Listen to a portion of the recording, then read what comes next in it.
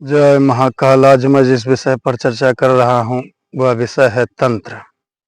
कुछ लोग तंत्र का अर्थ जो है जादू, टोना, टटका इन सभी चीज़ों से समझ लेते हैं, जिससे तंत्र शब्द का अर्थ बहुत ही बदनाम हो चुका है। लेकिन वास्तविकता में जैसे राजतंत्र, लोकतंत्र, तो तंत्र शब्द जो है वो व्यवस्था को इंगित करता है। जैसे राजतंत्र में तंत्र शब्द आया तो राजा की जो व्यवस्था थी वो राजतंत्र कहलाता था। लोकतंत्र जो जनता के द्वारा जो शासन की व्यवस्था या शक्ति की जो व्यवस्था स्थापित की जाती है उसे लोकतंत्र कहते हैं। तो उसी प्रकार से तंत्र जो है वह ईश्वर से की शक्तियों से संपर्क साधने का या ईश्वर की शक्तियों से अपनी शक्तियों को एक करने की जो प्रक्रिया है उस प्रक्रिया का नाम तंत्र है, उस व्यवस्था का नाम तंत्र है। मित्रों, तंत्र कोई ऐसी प्रक्रिया नहीं है कि इसमें भूत या प्रेत जैसी, चूँकि मैं इन सभी बातों को बिल्कुल ही नहीं मानता, क्योंकि मेरा मानना है कि संसार में जो भी शक्तियाँ एग्जिस्ट करती हैं, जो भी शक्तियाँ निवास करती हैं वह सब ईश्वर की हैं। ईश्वरीय शक्ति के अलावा कोई भी अन्य शक्तियाँ यहाँ पर उपस्थित और मौजूद हो ही नहीं सकती हैं। मित्रों, फ़र्क इतना ही है कि उन शक्तियों को हम सही रूप से इस्तेमाल कर रहे हैं या गलत रूप से इस्तेमाल कर रहे हैं, वो हमारी भावनाओं के अनुसार संचालित होने वाली शक्तियाँ हैं। जैसे कि पृथ्वी का, अगर पृथ्वी पर यदि जल ना होता, लोग कहते हैं कि बाढ़ आ जाती है, तो प्रकृति इतना विनाश क्यों करती है। मित्रों, स्वाभाविक सी बात है कि यदि जल इतना महत्वपूर्ण है कि उसके बिना पृथ्वी पर जीवन संभव नहीं है, और जब जल इतना महत्वपूर्ण है, जल होता ही नहीं तो शायद जीवन ही संभव नहीं होता। और जब उस जल का उस मार्ग में अव्यवस्था उत्पन्न की जाएगी, मनुष्य उसको अपने स्वार्थ और लालच बस उसका दुरुपयोग करेगा, उस जल की महत्ता और कीमत को नहीं समझेगा जो भगवान शंकर की जटाओं से निकलती हैं, तो वही जल अपने प्रलय के रूप में बाढ़ का विनाश दिखा देता है। तो मनुष्य को इस बात की चिंता होती है कि वो जल जो इतना बड़ा तूफान और प्रलय लाता है, लेकिन वही जल आप एक तरफ आपके जीवन को भी तो प्रदान करता है। तो मित्रों, जो ईश्वर की शक्तियाँ इस ब्रह्मांड में निवास कर रही हैं, उन शक्तियों के साथ हमें किस तरीके से पेश आना है, किस तरीके से उनसे व्यवस्था स्थापित की जाए कि ताकि वो हमारे जीवन के मार्ग में सहायक हो, ना कि बाधक हो। जिस प्रकार से यदि आप जल ही पीते हैं और जल यदि अपने श्वास नली में थोड़ा सा एक बूंद भी पहुंच जाए तो प्राण पर संकट उत्पन्न हो जाता है। उसी प्रकार जिस प्रकार से एक एग्जाम्पल और लीजिए, जैसे खाना खा रहे हैं और खाने का एक चावल अगर आपकी श्वास नली में फंस गया तो कुल मिलाकर के वहां पर भी जीवन और मृत्यु की संभावना खड़ी हो जाती है। मित्रों, तो इसी प्रकार से जो ब्रह्मांड में ईश्वर की शक्तियां मौजूद हैं, उन शक्तियों से किस प्रकार एक सुचारू रूप से, एक जो है सकारात्मक रूप से संबंध स्थापित किया जाए, इस व्यवस्था का नाम ही तंत्र है। और जो इस व्यवस्था को स्थापित कर ले जाता है ब्रह्मांड के उन दिव्य और अलौकिक शक्तियों के साथ, अपने इस सीमित मनुष्य के रूप में सीमित शक्ति को लेकर के उस ब्रह्मांड की असीमित शक्ति के साथ एकाकार होना, एकात्म होने का नाम ही तांत्रिक है। इस व्यवस्था का नाम ही तंत्र है। तो मित्रों, आज के बाद इस तंत्र पर कोई भी गलत या ऐसी विचारधारा ना समझी जाए जिसमें कोई टोटका या ऐसी कोई व्यवस्था की जाएगी कि जिससे किसी को भय या कोई ऐसा नहीं, कुछ नहीं है।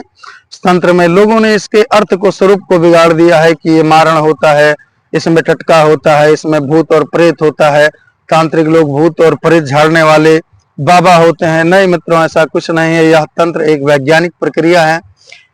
ऐसा इसमें कोई भी अंधविश्वास नहीं है, बल्कि ये ब्रह्मांड की शक्तियों के साथ अपनी शक्तियों से तालमेल बिठाने की उस व्यवस्था का नाम ही तंत्र है।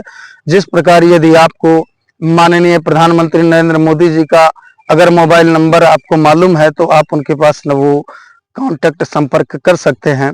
तो जिस व्यवस्था, जिस दूरभाष संख्या की जरूरत है, नंबर की जरूरत है, वह नंबर होना आवश्यक है।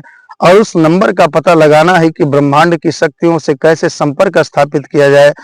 उस नंबर का कि कौन सा नंबर है, किस नंबर से ब्रह्मांड की शक्तियां हमारी तरफ अट्रैक्ट होंगी और हमारी तरफ अपनी सकारात्मक शक्ति का जो है प्रवाह भेजेंगी, उस व्यवस्था का नाम ही तंत्र है।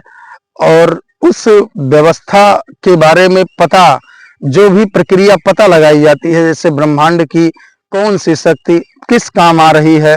जैसे जल है तो जल आपको प्यास बुझाने के काम आएगा, ना कि भूख मिटाने के काम आएगा।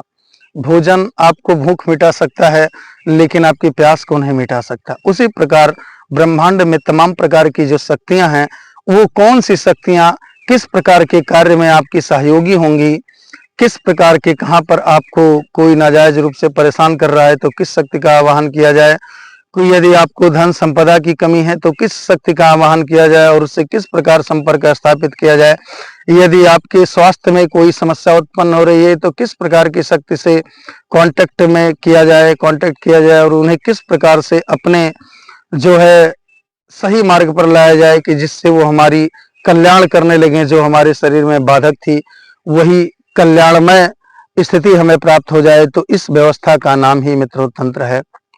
जैसे कि एक व्यक्ति हमारे पास एक दिन आया और उसने कहा कि महात्मा जी, महाराज जी, जो है हम शराब नहीं छोड़ पाते हैं और हम जिस भी गुरु के पास, जिस भी ज्ञानी के पास जाते हैं, देखिए मित्रों, मैं यहाँ पर खुद को ज्ञानी तो नहीं कह पाऊंगा क्योंकि ये बहुत ही बड़ा ज्ञान है, ज्ञानी समझना ही बहुत बड़ा ज्ञान है। तो खैर, लेकिन फिर भी मुझे संबोधित तो करना ही पड़ेगा जिन शब्दों से उस व्यक्ति ने मुझे कहा था। तो उसने कहा, महाराज जी, मैं जो है शराब पीता हूँ और जिस भी ऋषि मुनि या महात्मा के पास जाता हूँ वो कहते हैं कि तुम्हें ज्ञान तभी दूंगा, तुम्हें शिक्षा तभी दूंगा, ईश्वर का मार्ग तभी बताऊंगा जब तुम शराब छोड़ करके आओगे, और मुझसे शराब छूटती नहीं। तो बताओ मैं क्या करूं, क्या मैं ज्ञान का अधिकारी नहीं हूं? मैंने कहा, बिल्कुल सरासर बातें गलत हैं। आप बिल्कुल भी निश्चिंत होकर के शराब पीजिए। यदि आप 1 बोतल पीते थे तो आप 2 बोतल पीना शुरू कीजिए। निश्चित तौर पर जिस दिन आपको ईश्वर का साक्षात्कार हो जाएगा, शराब तो ऑटोमेटिक छूट जाएगी। उसके घर वाले मित्रों बड़े हैरान रह गए। उन्होंने कहा, आप कैसे उल्टी बात करते हो? तो ज्यादा समय तो नहीं था, लेकिन उनको समझाने के लिए एक एग्जाम्पल काफी था।